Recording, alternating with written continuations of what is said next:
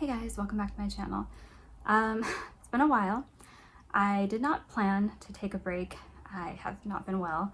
And also, some of you may know, I have 2 kids and then they were not well and it's kind of snowballed into many days of not being able to film. So I'm trying to get back to it, but also because I wasn't feeling good, I wasn't reading. So there wasn't a lot to talk about. But I wanted to hop on here and just go over the 3 books that I was able to get through. And you'll have to forgive me if I'm talking slow. I'm still under the weather. I will try and get my energy together for this, but please bear with me. So my featured book here, I don't know if you can see it, but I have Sherlock Holmes. Highly recommend. Love Sherlock Holmes. The first book that I finished is Evil Under the Sun by Agatha Christie. This is Hercule Poirot. I know I'm probably saying that wrong. I will probably always say it wrong. I apologize.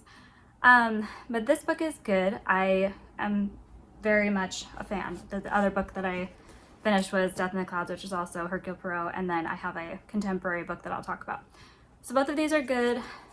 This one takes place on like a vacation. He's on vacation, Hercule Poirot, and he encounters these different people, and there's a woman who's this very attractive, you know, she's got all the men interested in her immediately. There seems to be a lot of issues with her and her marriage, and he starts to kind of see that she's heading for disaster one way or another. And of course, then she ends up dead. This is obviously part of the plot that you would know, just by reading the back cover.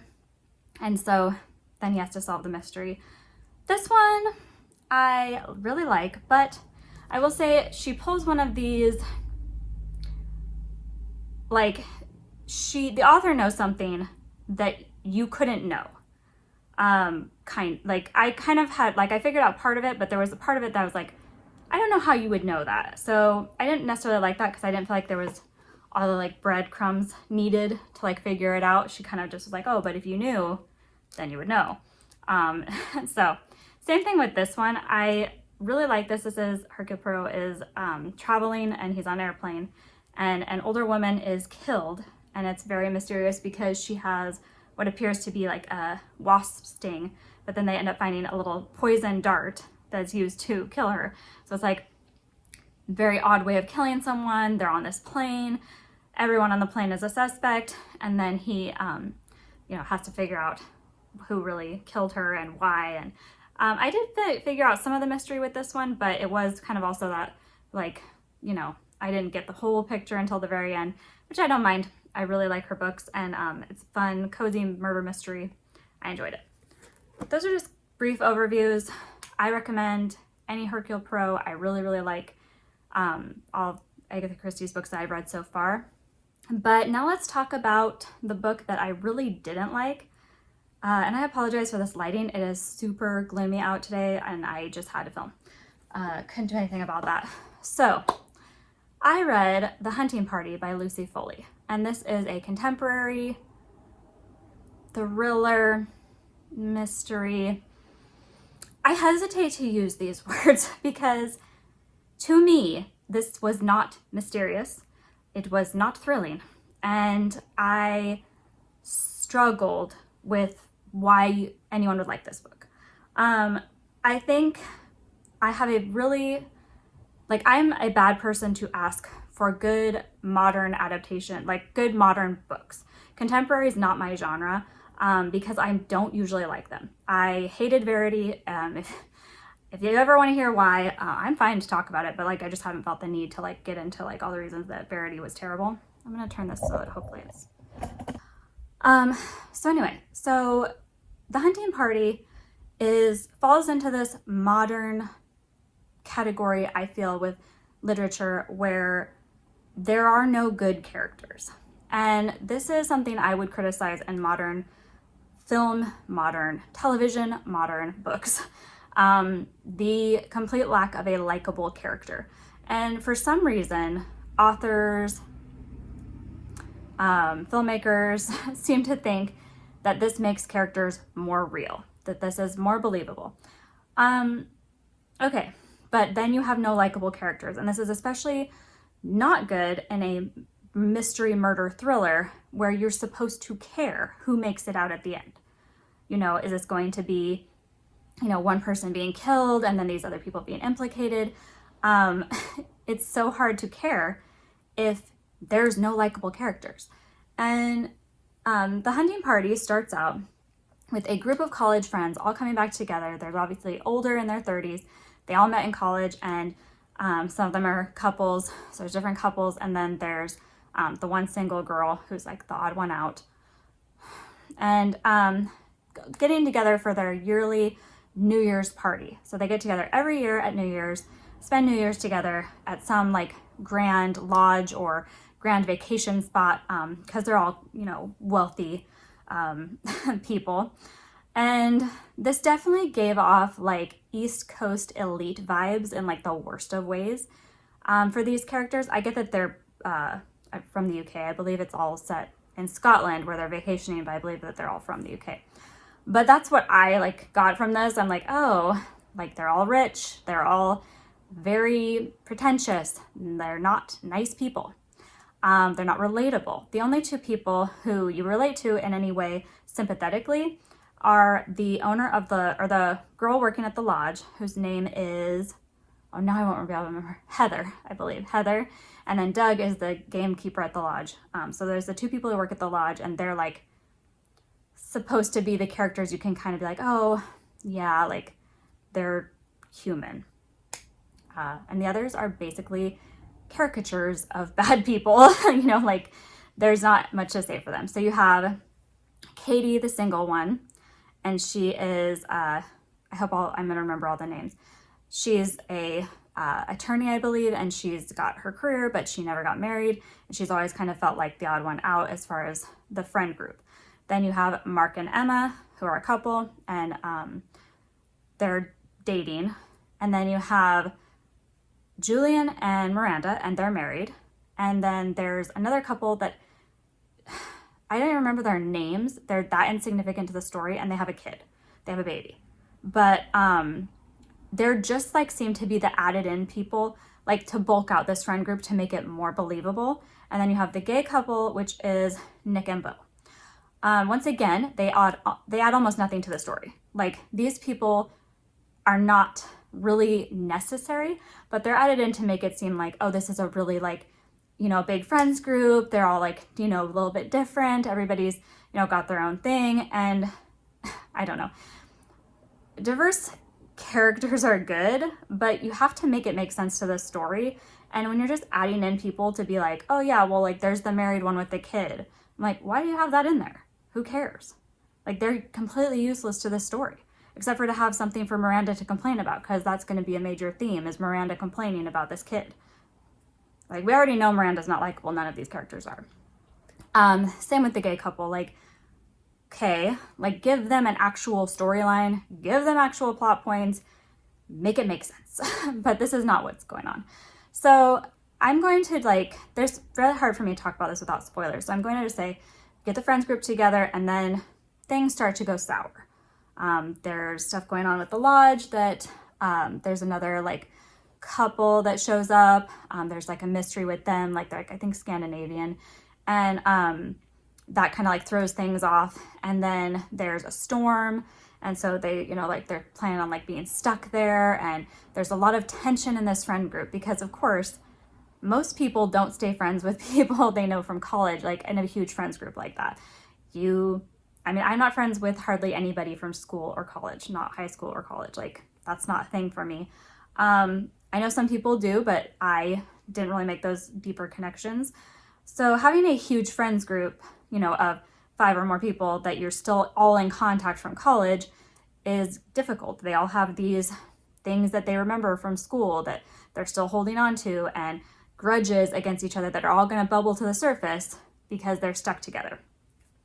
I don't know why they're still vacationing together, but Lord knows it wasn't for fun. So that is my overview. I will just say this book wasn't for me. Like I said, no likable characters, didn't get the mystery. I was never once afraid. There was nothing thrilling in this. Like I was never once like, there's no intensity to me. If you are reading it and you're at all picking up on what the author's saying, you should be able to figure out what's going on. This is not like a mystery. I figured out very early on who was gonna get killed, who the killer was. Like, it was not, it wasn't a mystery, like, to me at all. And I didn't think that it was thrilling, or I struggle with what the author was trying to say. Like, I didn't get it. It just didn't make sense. And even like with Verity, I can kind of be like, well, I think that book was for the shock value. Like, there's the twist at the end. And I hated it, but it is what it is. I can still say like, well, the pacing was paced well, and like, you're invested, somewhat, I guess, and you want to know what happens. But with this, I just didn't feel like that was the case. And a lot of things to me didn't really make sense character-wise, because it seems like she tries to throw in a lot of things like red herrings to make you go, oh, well, that must mean something bigger to the overall story. It doesn't. I'm so sorry about this lighting. Anyway, so that's like my thing. I would like 2 stars for me. Not worth reading in my opinion. But here's the spoilers. So if you don't hear spoilers, that's all. The hunting party is, like I said, about these college friends. And you have Miranda, who is the stereotypical mean girl. She is very much self-centered. She is, you know, everything is about Miranda. And she has slowly but surely, you know, at one point or another, pissed off everybody in this group, except for Emma, who treats Miranda as if she can do no wrong. And Mark, who's with Emma, but wishes he was with Miranda. Yes, because reasons. So Miranda comes off horribly unlikable.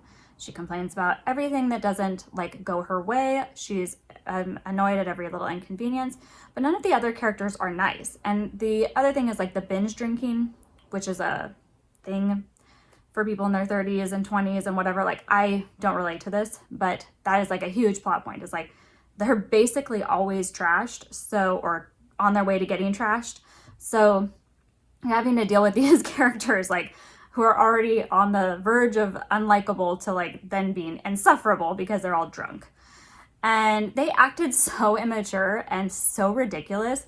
Like, the way that they acted around each other, it's like they all went back to like their, you know, being in their teens and 20s. And to me, that's not okay.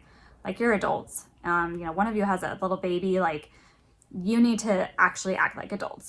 So I don't relate to that. I'm 36, and like, I was like, I would never act that way if I was staying at a place. Like, they're like breaking things and, you know, just acting like jerks because they have money. And maybe if the author was trying to make the point that like rich people can be insufferable, like, sure, but, you know, I guess nobody deserves to die because of that. I don't know. You know, whatever. But so you get the whole friends group together and you start to see the cracks forming. Bo and Nick, the gay couple, like, they have a reason to not like Miranda. But also, you know, there's gripes with, you know, other people in the group. Katie is the single one. She feels very left out. She also is feeling like she doesn't belong in the group and doesn't really want to be there. So the whole time she's very standoffish. The couple that has the baby, they're constantly having to take care of their child, and that irks the rest of the group because they just want to have fun and not be inconvenienced. And throughout all of this, things are coming to the surface. This is told through different perspectives, but some people never get to have their chance to tell like their story. So only certain people are focused in get their own narrative. So the story is told from Heather, Doug, Miranda, Emma, and Katie's perspective. We never hear from any of the other characters. So if you're paying attention, spoiler, you're going to know one of these people is going to be the killer and one of these people is going to be the person murdered. That's just the way the story is being told because we're only hearing from their perspective. And of course, the author could have thrown in something like a curveball and like suddenly switched to a perspective we hadn't seen, but there's just no reason for her to do that because she's not fleshed out any of those other characters. So she probably isn't going to. So that was my first thing. I'm like, well, we've narrowed that down. And you start to see that Katie isn't, you know, as like, she's kind of the quiet one, but doesn't want to be. And and Emma is the one who had planned the whole event, and she's like so desperate to be accepted as the group because she's just Mark's girlfriend. So she wasn't part of the original group, and so she definitely wants to like prove herself as like, I'm really a part of these friends. I don't know why. But she's very desperate. You can see that in her, you know, the way that she's talking to everybody, and she really wants to be part of the group and make this whole weekend trip, you know, worth it, and this big New Year's thing, like amazing for everybody. And Miranda is just Miranda. She's super self-focused. She doesn't care. She wants everything her way. She wants to, you know, have this big party and be, you know, everyone have the focus on her the way it should be. Heather is the person running the like lodge that they stay at, and she is of course haunted by something from her past, which turns out to be that her husband had died. And so there's nothing really big there. She's not a bad person. She's a good person. She's just dealing with, you know, a lot of grief. Doug is ex-military. He is the gamekeeper there who helps them with like the hunting. When people come to the lodge, they want to go hunt. He runs all of that. He's like also dealing with like things from the past, which don't turn out to be anything important. These are once again red herrings to make you like kind of, oh, well, maybe he's somebody bad. And he's not. He's just a guy who's dealing with his past, and he had to kill people in the war. He's like, I think in Afghanistan or something. I don't remember exactly, but it's like he has that thing where he's just dealing with like survivor's guilt. It's not anything big. He's not a bad person. The other thing is, well, you know what I mean? Like none of these people are great, but Heather and Doug are like the standouts of like, oh, you were better than the horrible people. The other thing is at this time that they're in Scotland at this lodge, there is a serial killer on the loose in Scotland. This is a red herring again. This is not important to the story. This is completely unnecessary. Totally just to get you to be like, oh, could it be that there's some slasher hanging out in these woods? No, because that doesn't make any sense. And also adds nothing to the story. Because why would you care if some random guy comes and kills these random people? You wouldn't. So that's all baloney. The Scandinavian couple, similarly, not important to the story. They are brought in to kind of be like, ooh, you know, they're mysterious. They're very like, the guy says some really like off-putting things and about hunting and killing and like that being human nature, which anybody reading this should be able to see through like what the author is doing. Like there's so many things where I was like, so like that was obviously to try and throw you off to make you be like, oh, well, maybe there's something going on there. The other thing is that this book does have some sexual content. I'm going to say this in a way like this is not sexy sexual content. Here's my whole take on that. I prefer to read clean books, but I also prefer not to read really poorly written sex scenes. You know, like if you are going to write something to where I'm going to read it and be like, that's uncomfortable. And I almost feel like the author went for that because two of the scenes are like from a person walking in on a couple. So it's like they're uncomfortable, therefore we must be uncomfortable. But these are not graphic, they're just there. They're not there to like, they're not romantic. They're not in any way like to forward the plot. There's one that I guess she felt was necessary for things that happened towards the end of the story, but they're written so like uncomfortably, like that I was just like, oh, I wish I could unread that. Like and it wasn't even, they're not graphic. Like I said, it's just, you know what's happening and you feel like you wish you didn't. So yeah, I don't know, I would avoid this book. But so the friends group is slowly, you're seeing the cracks. Everybody's getting on each other's nerves. Mark makes some moves on Miranda. Miranda's pissed. Katie is having an affair with somebody, which you are going to know is Julian, Miranda's husband, because it couldn't be anybody else for the story to like make sense. And Katie is pregnant, so like she's cheating with her best friend's husband, and she's pregnant. You start to hear about things from the past. Miranda had a stalker, and based on the stories about the stalker, it becomes fairly obvious that the stalker is a woman. If you know anything about stalker behavior, there's nothing that this person is doing that would indicate this is a man. It's mostly indicating that this is a woman who is obsessed with Miranda. And this also was pretty easy to figure out the stalker was in fact Emma, Mark's girlfriend. So once again, I'm spoiling the whole plot here because I don't like this book. But Mark had been with Emma and all this, and Emma had met Miranda a long time ago and had been at the same college and everything, but just never been, she'd like spent one day, Miranda had took her on as one of her projects, because that's kind of how Miranda is. Like, she'll take somebody under her wing, and it may be like with her friend Katie, it was like for life, and with Emma, it was like for a day. But Emma, who's a psychopath, just couldn't get over it. She was so like just basked in this warmth of the glow of Miranda, and found her to just be this wonderful person that she wanted to be Miranda. She wanted to be as close to her. She wanted to be her best friend. She wanted to live as Miranda. And she has always said that she doesn't have her own personality. She has to, become like someone else to take on that personality that they have, because she has no personality, which I don't know. She's obviously a psycho, but I feel like they were going for a more like sympathetic feel with her, although I never felt sympathy, because she was like, didn't feel like ever accepted, but she's a psycho. So of course Emma ends up killing Miranda because of reasons, and when Miranda finds out that of course Emma was the stalker, and then there's a whole subplot of Doug and Heather getting caught out in a drug trafficking situation. Like, they find out that one of the other people who works just like as a day laborer there had been bringing drugs in, and that's why the Scandinavian couple was there. They were actually picking up the drugs to traffic them. This makes no sense, the overall story. This just was like to get Doug and Heather out of the way so you could have the tension of like, will Emma kill again? As it's like slowly coming to light that she's probably the one who killed Miranda.